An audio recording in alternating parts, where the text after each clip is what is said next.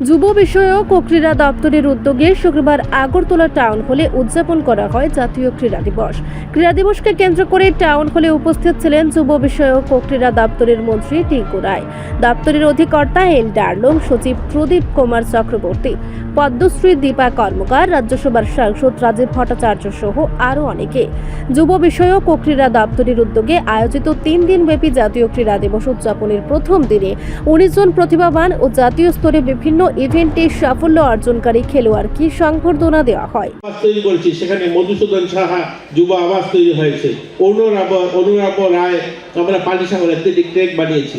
এই কথাগুলো বলার অর্থ হলো এই সরকারের যে আবেগ, এই সরকারের যে ভালোবাসা, এই সরকারের যে সম্মান, এটা খেলোয়াড়দের প্রতি এটা তার প্রমাণ করে এবং খেলোয়াড়দের প্রতি সম্মান এটা প্রমাণ করে। আজকের এই ক্রীড়া দিবসে আবারও সবাইকে শুভেচ্ছা অভিনন্দন। যারা ছাত্ররা এখানে আজ উপস্থিত হয়েছে তাদের কাছে আবারও আমি অনুরোধ করব, মন থেকে খেলাটাকে নিতে হবে, আরো কঠোর পরিশ্রম করতে হবে।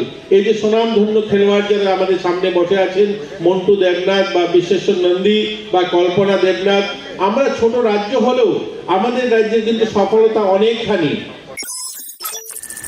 রিপোর্ট সংবাদ প্রতীক্ষা।